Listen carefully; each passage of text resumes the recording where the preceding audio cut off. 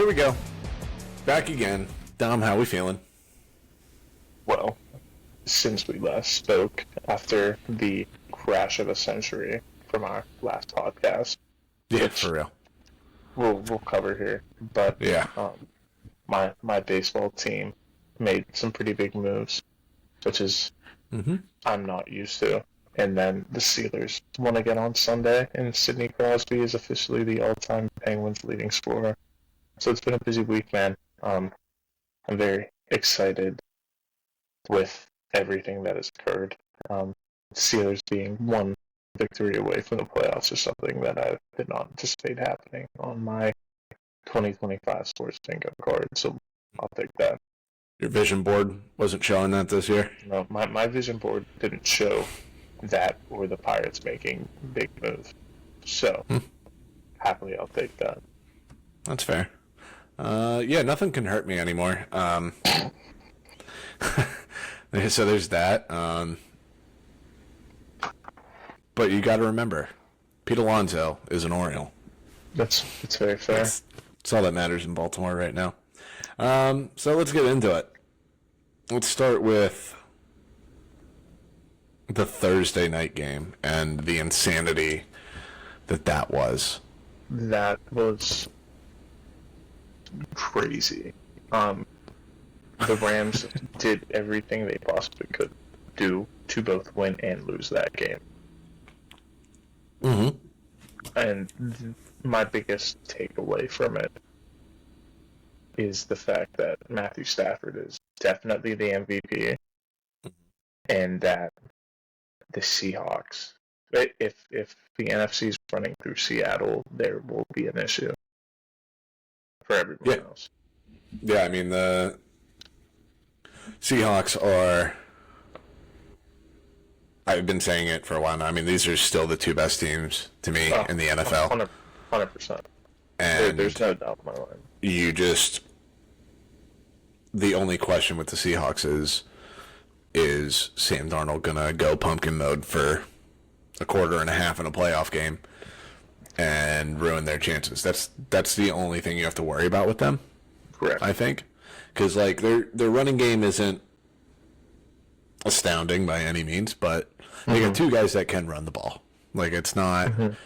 They don't have a James Cook back there. They don't have a Saquon of last year. They don't have, certain guys. But they're getting it done, and then that's been the most impressive part of what JSN is doing this year, is that he's putting up the numbers he's producing while the team is, 31st in pass attempts on the year? Wow. They were at one point. I think they're close to that number right now. I'll double check it. But yeah, I mean, and that defense is so good. Mike McDonald, I miss you. I'm just gonna say it again. They are. It's just gonna be so much fun. I want a third game between these two. That's all I ask for. there's a chance to get it. Yeah, Seattle is 30th in pass attempts this year. Wow. The team has 3,500 yards, almost 3,600, and JSN has how many receiving yards? 14. 1,600. 1,637. Yeah. Yeah. 2 games ago, he'll probably get to 18, relatively. I mean, he's what, 163 away from 18. I think 18 is reasonable. Yeah. Yeah, they just had that little bit of a skid for a couple weeks there where Darnold was kind of struggling, but they were also just kind of playing some teams where they didn't really need to do much passing, like even less than they normally do, kind of thing. And it was just kind of get out healthy, and that's when his numbers dipped off. But he was on pace for 2,100, I think, at one point in time there. Yeah, insane. And that was through 8 or 9 games. It was unreal what he was doing. Still, on top of that, both JSN and Sam Darnold were today announced for the NFL Pro Bowl. Yeah, 100%. Yeah, so very good for them. Same with Stafford. So Speaking of great which, stuff guess there. who's second in receiving yards this year right now? Puka. Yeah, of course. So there's that. And Yeah, he missed I 3 mean, games, so also true. Which just I don't so know. good. Are we still hyping up Puka as much now after the past 10 days or so? Let's just calm down. We're just going to. He's a very good football player. We don't talk about outside of sports. We don't talk about outside of sports. Oh shit. I love what that man does sweet. on the field. That's all. Yeah, there we go. That is the best way to put it. Then let's get to Saturday here. Speaking of insane games, Bears winning in overtime Yeah. on just an amazing throw and catch. Yeah. And That was awesome. That was so fucking cool. Caleb. I loved that so much. Yeah, Caleb was down 2 of his top 3 receivers, Luther Burden and both from Doomsday were out. So just kind of lean heavily on DJ Moore and Which is not the worst world to live in right now. twist my arm. Right. And I mean, it paid dividends, as you can see. I mean, it didn't help that the Packers were missing Micah Parsons, and you kind of saw that heavily. They didn't really have a pass rush. In the second half of that game, I mean, Caleb was comfortable for a lot of that. I got to look at his final line, but Yeah, I mean, they were able to. oh, Sorry, there's a cat. Nice. Zoomies. But yeah, they were really missing that pass rush to get after Caleb, and once he got settled in, it was pretty much go get him after that. But you really saw the pain in that one, missing Micah, and to get that pass rush established early, which does yeah, I mean, it puts a real stranglehold on the division right now. yeah, They win next week. and They clinch the division. and I think the 2 seed at least. They're still technically live for the 1 seed. No, I mean at least the 2 seed they clinched Oh, yeah, that's fair. because they are still live for the 1 seed. Yeah, they're still live for the 1 seed. Win this week will lock up the division. Yeah, I mean, a lot of the games this week, a lot of dominoes have fallen. Yeah, I mean the game last night, the Steelers. Like we went beating from having one team clinch for the playoffs to now 10. There's 10. Yeah. So it went the Steelers winning on Sunday afternoon, locked up 2 more spots for the NFC, and then the Niners winning last night locked up 3 spots immediately for the AFC. Hilariously enough, so just crazy how that works. Yeah. There's only one, so the 7th seed is still in play for both sides, the AFC and the NFC, and then the 4th seed, which is the NFC South and the AFC North, which both can get locked up this week, potentially. We still only have 1 clinched division going into week 17. Yeah, the AFC West and No. AFC. Just NFC East is the only clinched division. Oh, I thought it said 1 for each was clinched. No, just 1 division. Like I guess the Chargers can still win. Yeah, if the Broncos lose this week, Chargers win. They're both sitting at 12-4, and then they play each other in week 18. That would be crazy if the Broncos. Yeah, so Broncos can lock up the division this week with a win. I think, despite Yeah, they should be able to. actually, no. If they both win, that'll go to week 18. Because if they finish with the same record, Who holds the Chargers tiebreaker? would be perfect in division. That's first tiebreaker. They're Interesting. 5-0 in the division right now. Wow. Broncos are 3-1. That is So yeah, because the interesting. Chargers are live for the 1 seed, the Jags are live for the 1 seed, the Patriots are live for the 1 seed, Buffalo is live for the 1 seed, and I don't Oh wow. think are the Texans live for the 1 seed? No. This is what they're 11 and Did they play the Broncos they're this year? 10 and 5.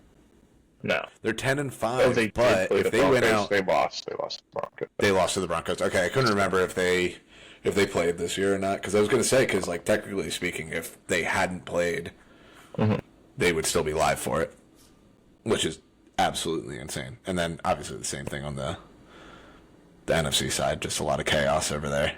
Yeah. Yeah. With I mean, everybody. there is a world where the worst team in the AFC is 11 and 6. Technically speaking, yeah. I mean, it's not technically, it's a fact. And that's True. the Steelers finishing at 11 and 6. Yeah. So weird. Mm-hmm. So weird. Like, just how good each of these divisions are. And the fact that we're going to have worse teams almost guaranteed in the NFC than the AFC is crazy to me. I feel like there's a whole, not conspiracy, but like a whole psychology around that I feel like we could spend 90 minutes on. Yeah. Just the haves and the have-nots really becoming a thing in the NFL. Yeah. Where just like the record discrepancies are insane. Well, anyway, moving on. Speaking of playoff chaos, Panthers Bucks. Panthers Bucks is crazy considering what happened this past weekend. And Yeah, the Bucks that's what I was leaning into there. Bucks are still favored to win the division, which I get. Panthers haven't been good on the road in division. That's fair. However, I think all their division wins are at home, and most there's been a little bit of that going on with them, and they finish in Tampa. yeah, correct. So they swept the Falcons, beat the Bucks, lost both to the Saints. Got swept by the Saints, and then so they're 3-2 right now in division with one game left. Wow, the Bucks are About the same record in that, right? Like that, or no, they would finish with a better record, I think, the as long Bucks as they handle their business. are 2-3 in No, division. Carolina's 3-2 in division. Correct, and the Bucks Bucks are are 2-3. 2-3 in division. So that would that get them would- both to 3-3. So common would be, who did they got this year? Let me just pull up Carolina's schedule. Who did they pull? No, I'm pulling up the Bucks. The West, I was just gonna say it. and the only team the They Bucks got- beat were the Cardinals. NFC West. Oh, Bucks beat Cardinals and Seahawks. And Niners. Yeah, I forgot Wow. about that Seahawks. So they went 3-1 on the NFC West. And the Panthers And went then 2-1. what was the other division that they pulled? Oh, AFC 1 and East. 2. AFC East. 2.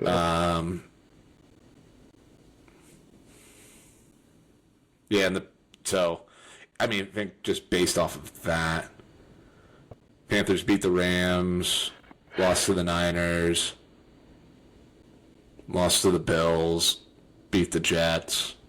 Yeah, Panthers are like 3-6.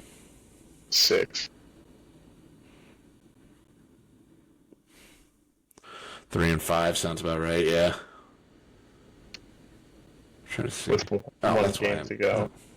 And the Bucks are Oh yeah, they lost to the Pats. They didn't beat any, or they beat the Jets and the Dolphins. So they went 2-2 in the AFC East, and then 1-3 against the NFC West, or 1-2 against the NFC West. Sorry.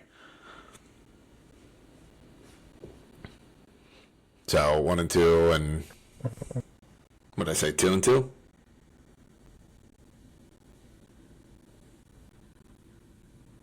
I don't know. Yeah, Just for the no, sake of they're getting it 3-1. They're 3 Yeah, and 1-2 and 2-2. So they're 3-4 right now in Are you those talking about the Bucks? games. The Panthers. Oh, I was gonna say. Yeah, so I'm looking at the Panthers. Panthers schedule. Yeah.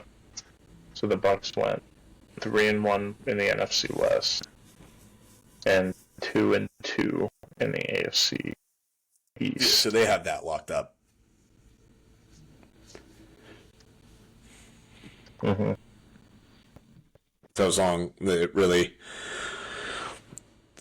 Bucks stay the course, or tread water here this week, Yeah.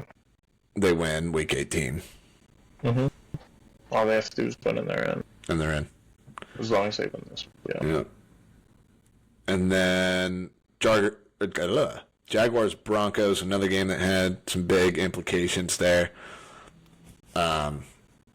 We'll get into our picks from last week since we kind of did them behind the scenes since everything went to shit last week. Freak accident. Jaguars dominate. They did. I was pretty far off on that one. Dominate that game. Yeah, this was a little nugget that I was going to throw in there when we were doing that game. There have been 50 instances of teams on 11-game win streaks since 1990. No.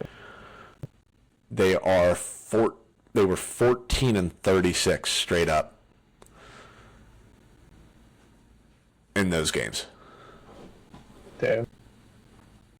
And covering, I think it was 15-34-1, and not covering by an average of 4.5 points or something like that. That's fine. Yeah. And so that was just a prime spot for the Jags to win that game. Jags look good. Yeah. That's a real football team. And Trevor Lawrence, since the bye, has been lights out. He's got a 122 passer rating. He's over 1,200 yards, 10 touchdowns, no picks, not including his rushing touchdowns. I think he's got 14 or 16 total touchdowns since that time now too. And they have just kind of been on one. Yeah. The only thing that you're concerned about if you're a Jags fan is, did they peak too early? Yeah, can you keep this up? Yeah, and they are still alive for the 1 seed. They need a lot of help to get that. But that would be absolutely massive if they were able to pull that off.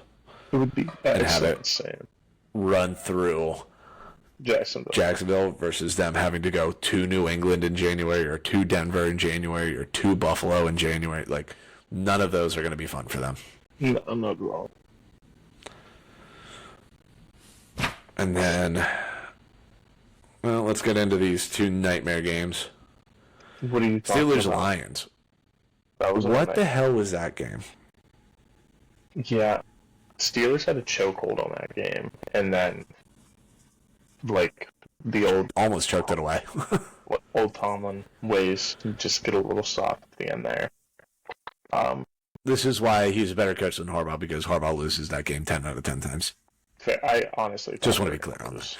I wasn't home. I was following it. I was following along on my phone, so I was kind of lost. And then I saw the replay, and I was just like, "What the hell is going on?" A lot of thoughts on that final play. 100% it was OPI. That gets called every single time. Yes.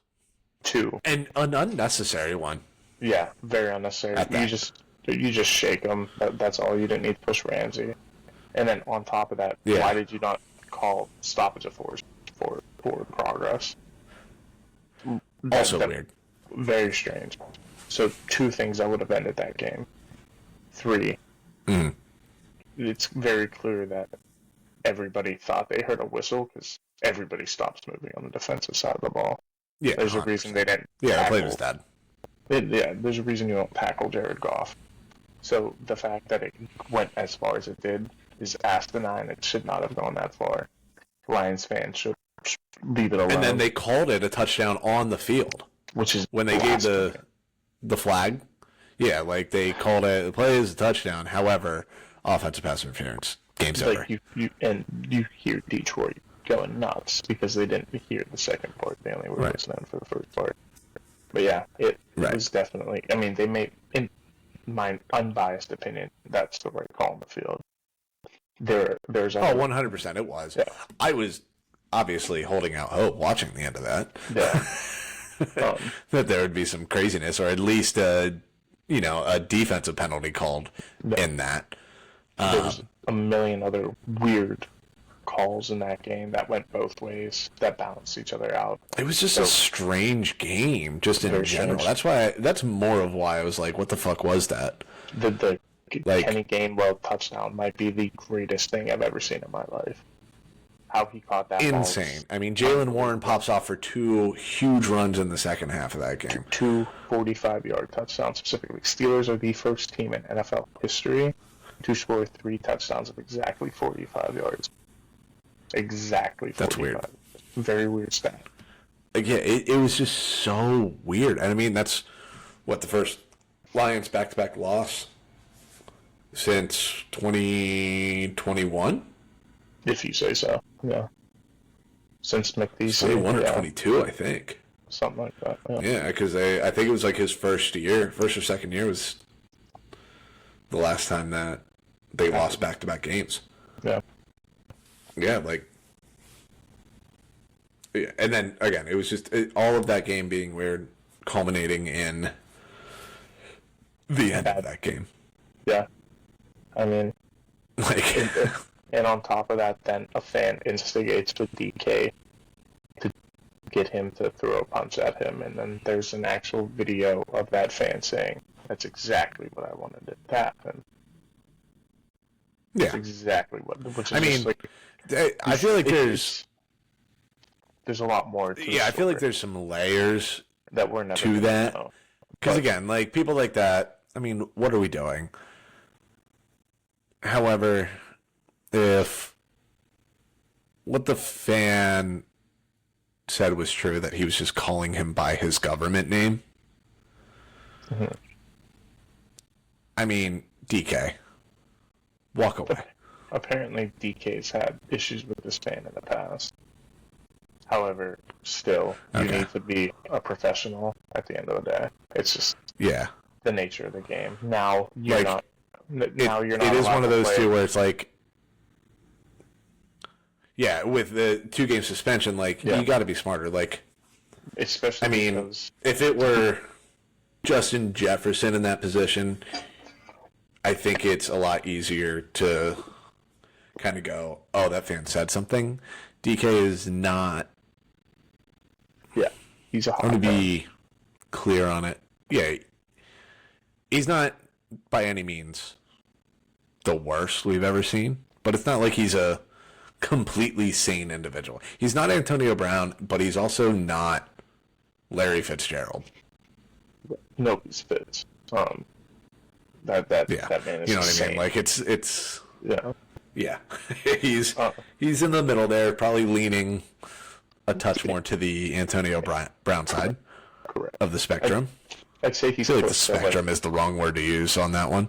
No, I don't think so. I think he's close to like a Hines Ward in attitude.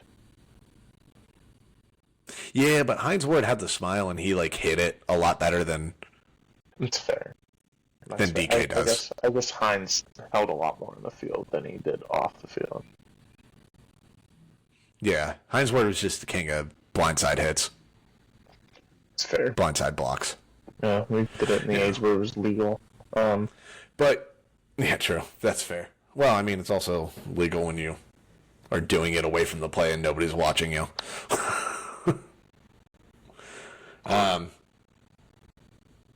But, I mean, you'd think Steelers should still be able to handle business this week against the Browns to lock up the division and nothing matters. Yeah. They'll be back for the playoffs and then you go from there. But that's what you have to hope. And then week 18, it doesn't matter. But right. Yeah. And also, did you see the weird thing with his contract though? He had $40 million now voided. Get like his $40 million guarantee. Yeah. Or can. Was it an automatic void, or was it like they can choose to void it? Automatic void. Automatic void. I was going to say, which means they can get out of that contract very quickly. If they Because it was what, a 3-year deal? It's a 5. It's 5-year, $150 million. 5. Something like that. Gotcha. How much of that was guaranteed? 80, something like that. I'd have to look at that. Well, I mean, Okay, it's the semantics are about to change greatly. Like 2.5 years were guaranteed, and then he basically just like through a year voided almost. Even more of that. Yeah. Yeah. By accident. I mean, it is what it is. I don't necessarily think they're trying to get out of that deal for at least 2 years. So I'm just saying, like, it does help the Steelers if it does get to go sideways, because we were talking about that was the issue, not getting rid of Pickens, but signing DK to that deal. You can make it a lot easier if Rodgers retires and you kind of go, what's the point? Like, makes him a little bit more tradable, too. For a team to go, I'm only on the hook for another year. Yeah. Yeah. Speaking of, let's quickly talk about the Ravens here. Yeah, I don't really have much else to say. I feel like I've exhausted all of it. I mean, I was watching that game, and I mean, Lamar goes down in that, takes a shot, knee to the back, and was clearly in pain. He just couldn't get comfortable again, which shit happens. Dude's been dealing with a lot of stuff all year, and then I mean, once again, Derrick Henry's last touch in that football game was a touchdown to go up by 14, I think it was. 10. With, was it 10? Hold on. I think when they scored that, I'll double check it here. That was, to go up 11. 11. Oh, yeah, that's right. Because they got the 2 that was with 12:50 left in that game. He did not touch the ball again. He did not play on the next drive. They had, that drive was 7 plays. And it was all Derrick Henry. Pretty much the entire time. On that drive, Patriots had no answers for him. That's crazy. And then he just doesn't play on the next drive and does not get the ball again the rest of that game. Which makes no sense. It's if there's a world where, and then we have the back and forth of like Harbaugh being like, yeah, I don't know why, like looking back on it, he should have been in there. Yeah, no shit. First of all, thank you for finally saying it, I guess. Yeah. 16 weeks into this nightmare. And then I give a lot of props to Todd Monken. He was asked about it then as well, why he wasn't in, and he immediately deflected and said, you got to talk to John. There you go. Force their hand. Like, I mean, might be a little bit of self-preservation in there, but I'll take it. Any John Harbaugh slander, I welcome at this point. I need it to be over. And bring me Marcus Freeman. I'm still going to be on that. Fair enough, man. You need that hope. So I feel like I want Freeman, but I feel like the most likely option, if it does happen, is going to be Kubiak. I think that's your smartest option. And I'm not upset about it by any means. No. I just think there's too many issues. You gotta. I like the idea of getting a offensive minded guy. If you're not, I just think there's so many issues on the defensive side too that like getting like a Marcus Freeman that will fill positions on those sides of the ball, like on both sides of the ball, coaching wise. Yeah, I like that a lot. That makes sense. That's fair. Being more of that like overseer of everything, because I mean, you need it everywhere right now. Yeah. But with that, not only is it another blown double-digit fourth-quarter lead. Mm-hmm. It also removes the ability to control your own destiny. Yep. Now you need help. Especially with the Steelers winning. So. Yeah. Yeah. Because Which again, you knew that going into that game. You needed to sell out at that point. Honestly, the Steelers game on Sunday might not even matter. Because if you guys lose Saturday Yeah, exactly. Yeah, I mean, it doesn't matter. Yeah.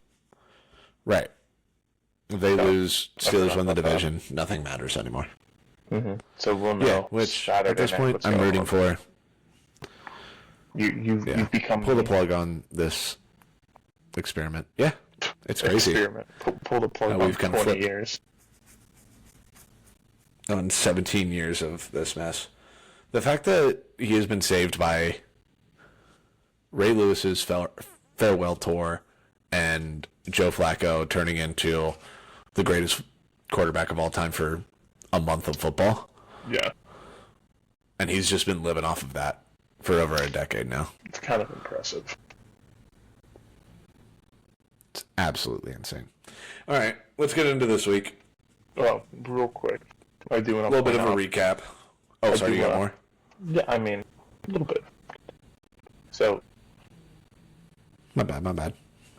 It's more of just like a little thought experiment. Now that we know that both Kyler Murray and Tua will be playing elsewhere next year, guaranteed. Mm-hmm. What are your thoughts? Where do you think they go? Just real quick thought experiment. Ooh. Best fits. Because I have an idea. That's for a good Tua. one. Hilariously enough. It's truly hilarious. I feel like I know exactly where Tua is going at this point. So I think it depends on, does Rodgers come back?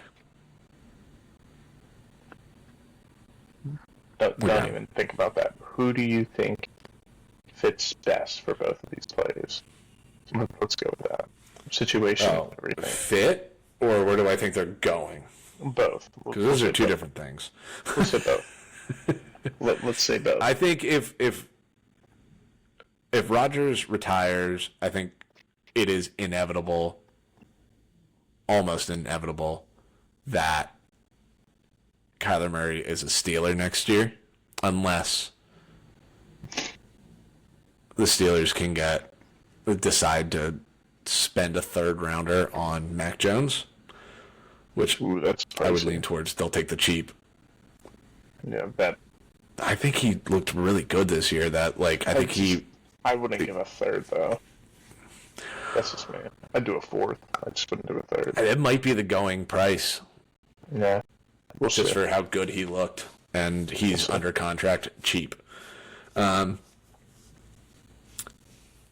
So I would say, yeah, if Rodgers retires, Kyler's going to be a Steeler. If he doesn't,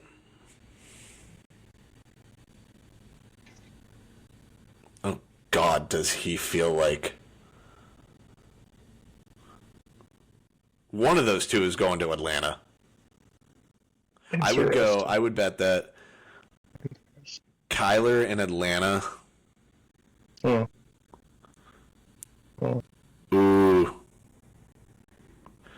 I just got to the Colts, too. I always forget about them. About the Colts. And now with Daniel Jones. Here is a fun... I was going to say Tua to Arizona, funnily enough. Tua to Arizona I feel like that's... Is that where you were at, Till? Well, what about Kyler to Miami? Mm-hmm. Just one for one. Swapsy daisies. I don't think either one of those teams can justify trading it. Yeah. Trading for them. Like, it would be Tua would have to get cut and sign in Arizona for what, $12 million? Something like that. Maybe 20. And that's the only way you can justify it. I mean, I don't even think you can go to 20. I think if you're Arizona, you can't give him anything. Well, here it is. Justin Fields got 2 years, $40 million for the okay, and has never really truly shown it. With Kyler and Tua, we've seen it. So like I could justify a 20-year deal for both of them. I think Tua in Arizona. A 20-year deal? No, I'm sorry, a $20 million deal. 20-year deal. Jesus Christ. I think Tua may not be living 20 years. No. Tua in Arizona makes sense, in my opinion. Kyler definitely can work a bit better with other teams, however. But the idea of Tua playing on the West Coast, warmer weather, not having to travel north in the winter. It does make a lot of sense, him being... I think that, and plus you're playing in a dome, you're playing in controlled facilities more in the NFC, so I think that works. Depends on the coach, too. I hope it's not Gannon, man. He does not instill anything in those. Oh, yeah, plays. He's going to be gone. That's going to be on the list. Actually, speaking of which, that's another little thought experiment. All right, give it to me. Do we want to guess coaches getting fired, or we want to wait another week to do that?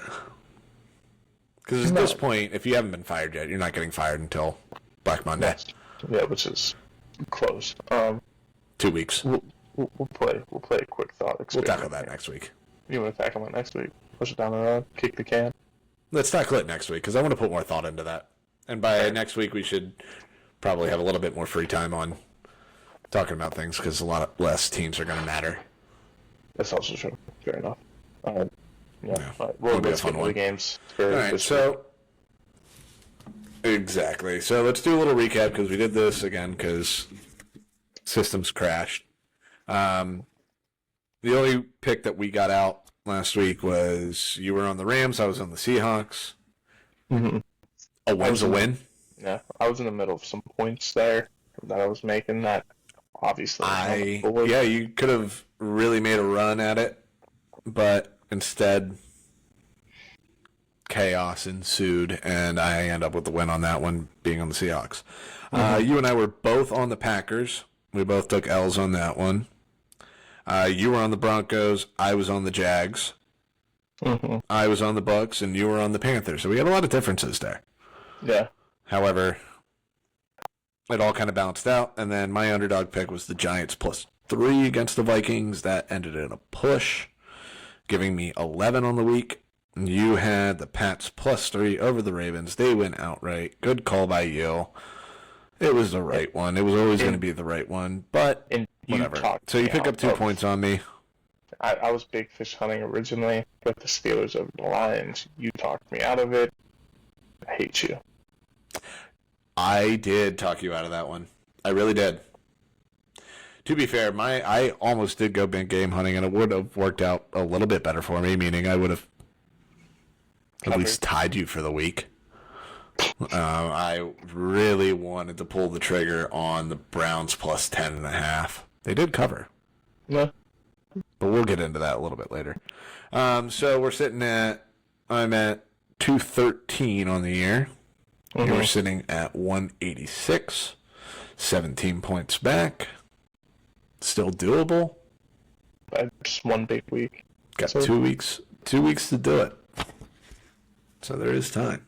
And I fear so let's get into it. Slightly different this week. So, but yeah, let's get into it, man. Ooh, yeah. I feel like this week could be fun here. All right, let's start with some good games here. Texans Chargers. Yeah, I mean this. Who you got? It's probably gonna end up being game of the week. Maybe. There's a handful of good games this week. I went back and forth a little bit. I'm going to go with Mariah the hot hand here. Picking the Chargers. Justin Herbert named Pro Bowl as of today. Teams been playing a lot better as of late, even with all the issues with their own line and their defensive side of the ball. They've been making up for that. So I like Herbert a lot, even though on the opposite side of the ball, C.J. Stroud's been looking a lot better. That offense has been ticking well and really working well with that defense. However, trusting Herbert and the Chargers team to get the job done. Was that? Is that a Sunday game? Yeah. No, Yeah. or is that a Saturday? Sunday? I couldn't know. I couldn't remember. Sunday or Saturday. I think it's wait, hold on. Saturday. Oh no, that is a Saturday game. Saturday afternoon. You're right. That 4:30. is Saturday. That's my fault. No, you're good. Who do you have? I'm on the Texans on this one. This is a tough game to pick. I mean, I like both of these teams a lot. I feel like this is the one that. I feel like you and I have both kind of faded the Chargers a little bit the past couple weeks because of some matchups. I forget. Did we pick this game with the Eagles? And I think you and I were both on the Eagles. Does that sound right? Does that sound like that's something that happened? Let me look. Oh no, I don't think we did pick that game actually. We picked that I'm Chargers looking at Chiefs. I was on the Chargers. Yeah, that was less about the Chargers than it was, a lot of other things there. But my point is, I just don't think that this is the one that you can escape it. I don't think the Harbaugh grittiness is going to be enough to overcome Texans defense, depleted O-line, Herbert not being 100%. It just feels like a tough spot more than anything. Now, do I think the Texans are going to win this going away? No. But especially off of last week, you kind of have a very flat game against the Raiders that you kind of have to squeeze out, win by 2. I think that's what that was. What was it? 23-21 was the final in that game, if I'm not mistaken. Yeah, 23-21 Texans win that. Raiders they come back. When they're 14.5-point favorites. I think that last week was a little bit of a trap game. They kind of sleptwalked through it and bounced back this week. Try to move up in terms of seeding. Try to catch the Jags for the division. I'm on the Texans side of this one. Fair. I mean, like I said, that was a tough game to pick from. I like both of these teams a lot, obviously. Yeah. I hope both teams do well, actually, if I'm being totally honest. I like both of these teams. Yeah. I mean, but unfortunately, somebody has to lose. This is true. Not necessarily. They could tie. We've seen that a couple times this year. Could tie. We've seen it once. All right, Was it just the one? Why did I think Yeah. it was happening? It happened again. It's because it's been close. Eagles, Bills. Okay. We know where I'm going here. This isn't a surprise. I'm taking the Bills. And I'm joining you. It's too good of a spot. This Eagles team is not that they feasted last week as they should have. I would have been shocked if they didn't. I mean, that Commanders team is rough, and then they beat up on the Raiders the week before. So it's 2 bad teams. But prior to that, you lost to the Cowboys, Bears, and Chargers all in a row, and you're going back to another good team. I think you're going to lose this one, but then you're going to make up for it in the final week against Commanders. Plus, you're going to Buffalo in the middle of winter. Not I guess beginning of winter technically, but it feels like the middle at this point. I don't know. I just like this spot. Josh Allen is going to continue to do I really stupid like shit. this spot too. And they really had the run game going all day long last week. So, and I think Kincaid should be back for this game Sunday. I'm not even going that far. Jalen Hurts in December off of double-digit wins is not good. Fair. I forget what the exact number is. I want to say he's it might be 0-6 against the spread, and then That's 2-4 straight up, something like that. He is not good in these spots. I don't think the Eagles are going to have an answer for James Cook in this game. And as we know, if James Cook goes for 100, Bills win. If James Cook doesn't go for 100, Josh Allen has no help, and the Bills are a terrible organization. That's not me saying it. That's the national media. That's just how it goes. Okay. Yeah. But yeah, between Josh Allen running the ball and James Cook running the ball, I don't think the Eagles are going to be able to, honestly, even just have the ball enough in this game. I think the Bills can just play keep away for a lot of this and get out of there. Especially last week felt like kind of a trap spot for them. They were looking ahead to the Eagles. Same kind of thing with the Texans. Yeah, I agree with you 100% on the Bills side of this. Good. Not really. I need you to not, but No, I mean, I know, it's yeah, just, unfortunately. it's just the right spot. That's all. Where we Yeah. go? Another one that I feel like we're going to be on the same side of, Bears-Niners. Who you got? I'm picking the Bears. I'm riding that hand, man. The offense is looking too good. Defense is really coming together. Brock Purdy is coming off of one of his best career games ever. So I expect a little bit of a letdown.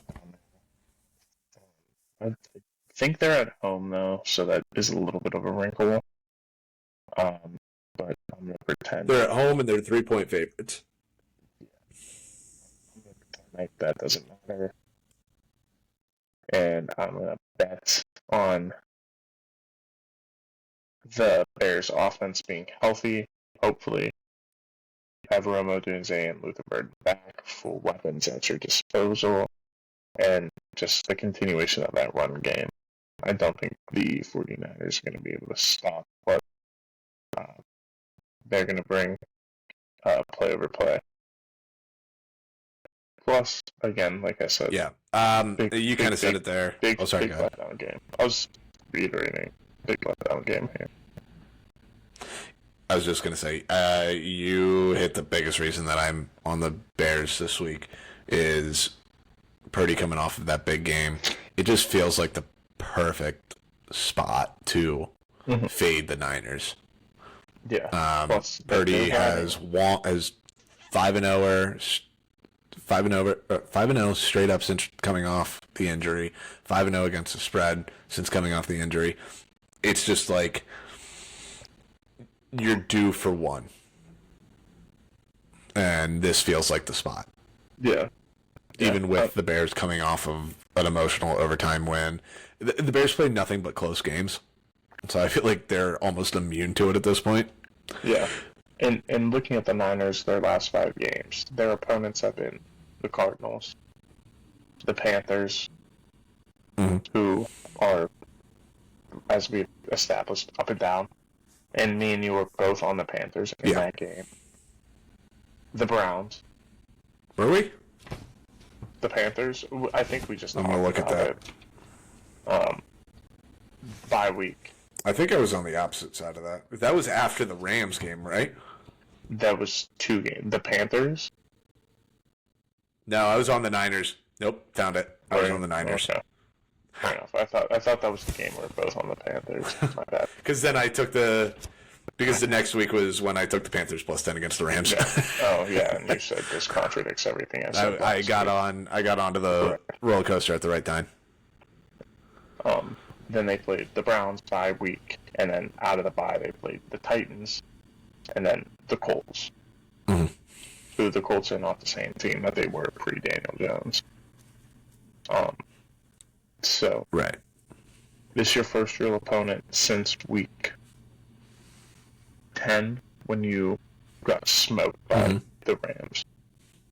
And then 2 weeks prior you got smoked by the Texans. So, and then 2 weeks prior you got smoked by the Bucks. Played a close game with the Rams against OT the week before, and then lost to the Jags. And then your biggest win on this season, arguably, was against the Seahawks. And even then, people don't think you should have won that game. Well, I was going to say probably the Rams game. The Rams Thursday night game had to be up there too. it's those two games. But again, those Otherwise, three teams, they always play each other weird. Like Yeah. it's very AFC North and how Mm-hmm. the NFC West plays each other. So this is your But yeah, no, I'm with you on the Bears on this one. goddamn. Yeah? Yeah. This is your one chance really to make a stamp on the season, but I don't think it's gonna happen.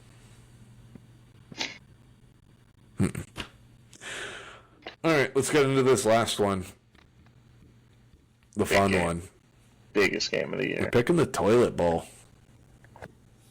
Giants Raiders for the number 1 pick. So Who This do game's- you have winning this game?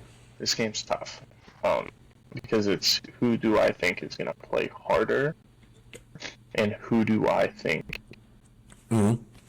wants it more. Who do I think wants it more, and who do I think plays it harder are the same team.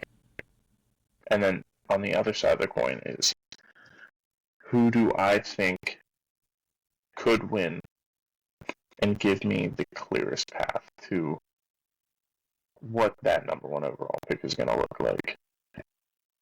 I think the team with the number 1 overall pick is going to be the same team regardless. It's just whether or not they have to trade up for it.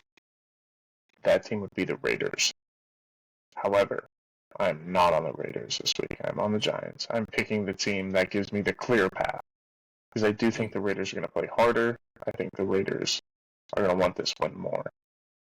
However, that creates chaos. I don't want chaos. I want a little bit of simplicity this year. Give me the Giants. That's fair. I don't like either side. But I'm also trying to be a little opposite of you here. Yeah, I mean, so I feel like both quarterbacks do have something to play for. Like, Correct. Geno Smith is playing to get another, Chance. even if it's a 1-year deal somewhere. Yeah. Yeah. And Jackson Dart, I mean, he's looked good at times, but he's already dealt with several injuries this I was year. going to say, in his And he defense, was, he's what, the definitely 22nd pick? If the Giants were to end up with the number 1 pick, who's saying that they Not don't in this think class. Mendoza's the better option? not in this class. No, in theory, yes, but like you could have a new coach and a new GM. They're going to want to get their guy. I'm going to be honest. I'd rather just Potentially. Yeah, I'd rather stick with the guy. I'm with you. I Yeah. agree. I would. I'm not saying I'd rather- Jackson Dart yeah. is better than Mendoza. I think they're probably pretty comparable. I'd rather trade number 1 overall pick for Hall. Very then- different. I'm not saying comparable in like style of play. Yeah. I'm No, saying I agree with that. comparable I think in there's. a- I Kind have of like ability, and their ceiling. ceilings. Mendoza's a higher Yeah. floor player than Dart, though. I'll give Mendoza that. But Dart's already raised his floor up since entering. As prospect, Mendoza has a higher floor. I put Dart more in the same conversation as Yeah. like a Ty Simpson. No, I agree with that. So, That's fair. I have my own personal wet dream for the Giants offseason, if I'm being totally honest, and I love it so much. We can get into that another time. fair enough.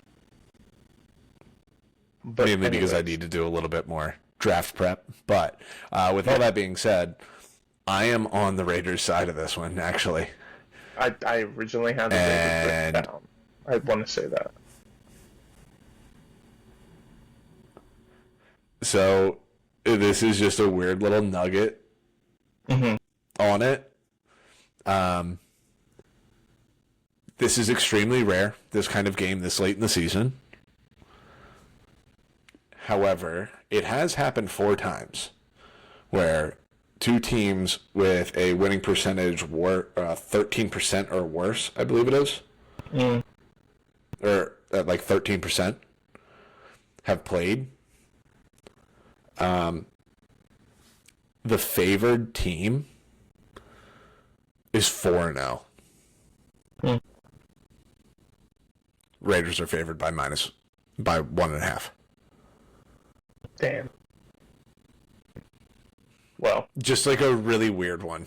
yeah, But I mean, and that's all I really needed to be on the Raiders side of this. yeah. This is just honestly the weirdest game that we'll have. I don't love either of these teams to pick. That I mean, Mm-hmm. obviously, at the end of the day, this game's going to come down to who's going to want it more. So we'll kind of have to wait and see for that.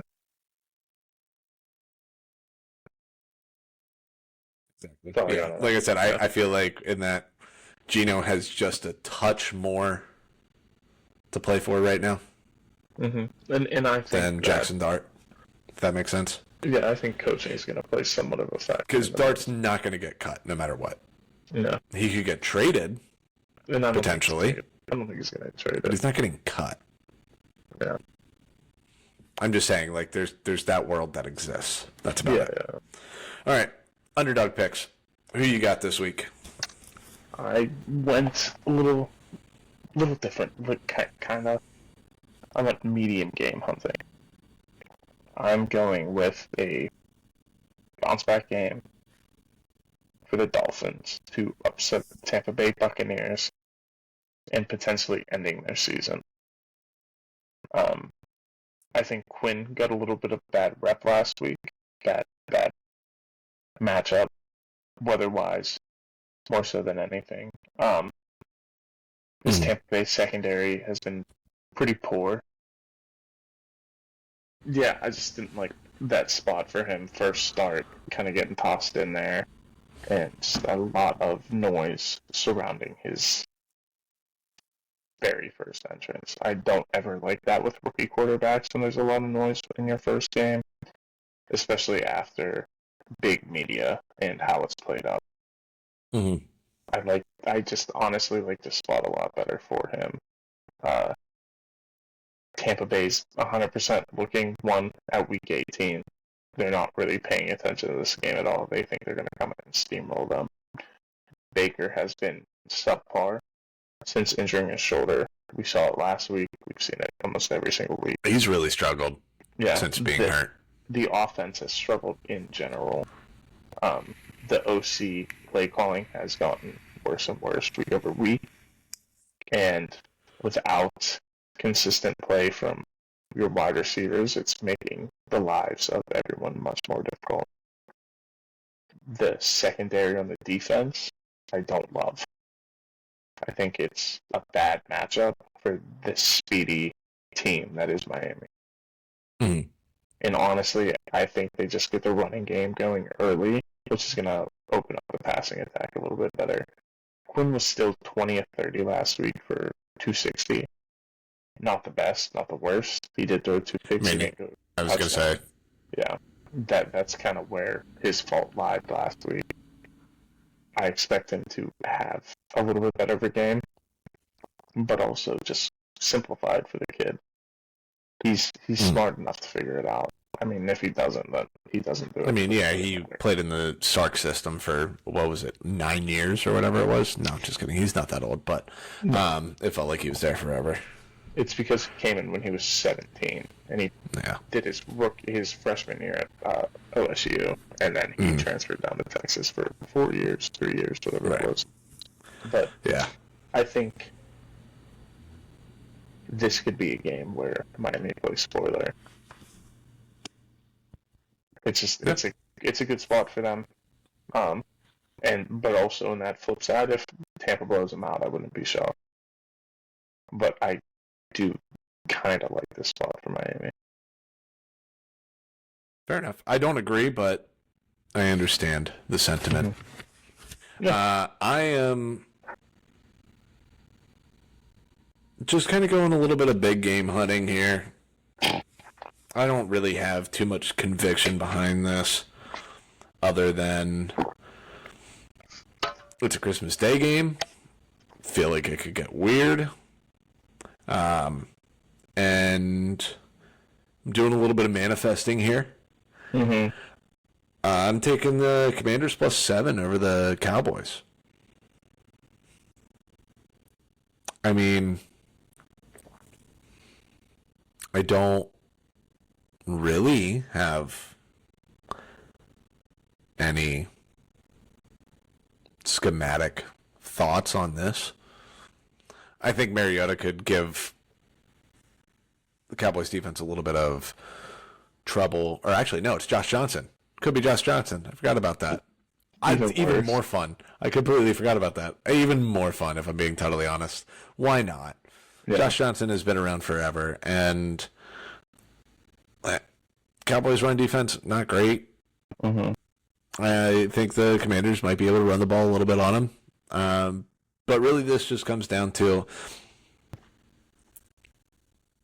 Cowboys lose, they lock up my under 7.5 wins preseason bet for them. And that's all I really need. That's fair. I don't know if that's would land me at 3 out of 4 for preseason bets if that happens, which would be nice. I don't know. I think I have a chance in week 18. I don't remember who the Cowboys play. Oh, they play the Giants. Yeah, we kind of really need the Commanders to do something this week. That'd be really nice of them. That's really all I got there. Yeah, again, that's it. All right, let's get into picks. So last week, again, did not get to go through all of these. But we were on Bengals minus 4.5 against the Dolphins. They went and covered, never in doubt. Browns plus 10.5 against the Bills. Almost win that game outright. Definitely had a chance to. But cover that 10.5. And then we had the Giants plus 3 against the Vikings. That pushed. Packers plus 1.5 against the Bears. Felt good about that. Jordan Love gets hurt. Caleb gets hot. Awesome end of that game. I don't feel bad about losing that game. That was just a fun one. And then we had the Lions minus 7 against the Steelers. Already covered. That was just the weirdest football game I think I've ever seen in my entire life on all accounts. Officiating, random plays, weird, like all of it just weird. So I don't hate my process, but we go 2-2-1. Brings us to 38, 35, and 2 on the year. Which puts us like right on 52%. 6-4 the rest of the way gets us to profitable. That 52.4%, which is profitable. So, could be having a very solid year here if I had lots of money to spend on doing this. Wouldn't be the worst thing in the world. However, yeah. So, a couple games we've already talked about here, as per usual. I am going with the Texans plus 2.5 against the Chargers. I think Texans are winning this game outright. I like the 2.5 on this too because Chargers have been playing out last week notwithstanding. Again, weird spot there with the Cowboys getting eliminated officially. They play a lot of close games. So I do like the Texans to keep this close coming off of a weird game last week. Raiders minus 1.5 against the Giants. This is simply just betting a trend. Not even a trend. Just a really weird coincidence that favored teams are very good against the spread and outright when they're both bad teams, but one of them is favored. Bills minus 1.5 against the Eagles. I don't really know how this is only 1.5 in Buffalo. Doesn't really make a whole lot of sense to me. No, it does not, but we take those. Again, I think the Bills are going to be able to run the ball on the Eagles with some relative ease.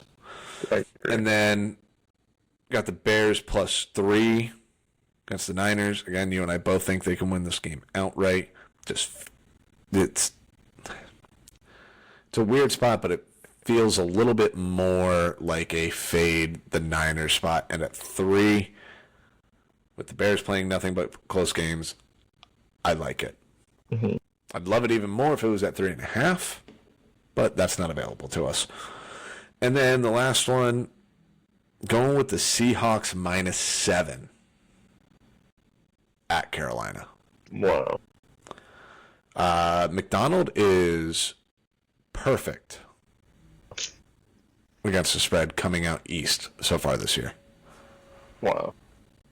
Yeah, And Darnold is very good as a big favorite. He's been very good as a big favorite the past 2 years. no, Now at this that's a point. game that I've struggled to kind of wrap my head around. But if I had to guess a team, it would be the Seahawks. Yeah, this is one of those I feel like I'm getting back on the highs and lows of the Panthers at the right time kind of thing. Mm-hmm. Big emotional home win in division last week. Now you're getting the Seahawks. It's just like the prime letdown spot. I mean, go back. Look at this. Just the last like 6 weeks, 8 weeks of the Panthers. It's been win, loss, win, loss, win, loss. So last week they win. Week before that they lose to the Saints. They beat the Rams. They lose to the Niners. They beat the Falcons. They lose to the Saints. They beat the Packers. They lose to the Bills. They beat the Jets. And then they beat the Panthers. They beat the Cowboys. They haven't had back-to-back wins since October 19th. Or just back-to-back anything since October 19th. That's insane. And that's what, week 7? Mm-hmm. There is a world in which every playoff spot is locked up on Sunday. The Panthers have a lot to do to get there, but there is a world. Yes. That's one that needs the most help. Just simplifying it, do you think Bryce Young is going to be able to look good against a Mike McDonald defense? Probably not. Yeah, okay, there we go. That's all I need. That is the game I think needs the most help. Yes, for sure. All right. I feel good about this week. Yeah. Oh, and also last week, should have taken both of them. I just couldn't get there on the Raiders, but the biggest reason we were taking the Bengals -4.5 against the Dolphins. Going into last week, teams off of being shut out, the week after being shut out, were 7-0 against the spread. They've now moved to 9-0 with both the Bengals and the Raiders covering. Okay. It's a long-term winner. I think it's like 67 or is it 67? It's mid-60s. No more than that. 64%, I think it is, against the spread, historically. And this year it's been an extra good play. No, we don't have any of those this week, unfortunately, but, it is what it is. Yeah. All right. You got anything else? Watch the Steeler game on Sunday to watch Myles Garrett secure the all-time sack record, potentially. Did you see what somebody pointed out, speaking of which, with that? That there's a world that exists where the Ravens lose on Saturday, meaning Sunday means nothing for the Steelers. So Myles Garrett could break the sack record on Mason Rudolph. Poetry. That would be something, man. That is the biggest silver lining in the Ravens officially being eliminated from the playoffs is hopefully John Harbaugh gets fired, but number one is Myles Garrett could break the sack record. That would be crazy. Mason Rudolph. That would I think he should get to take his helmet off again. Honestly, I think he should just get his helmet for the rest of the game. Yeah, I just think that would be... Yes. Mason Rudolph, you don't get to play with a helmet anymore. Precisely. That would be beautiful.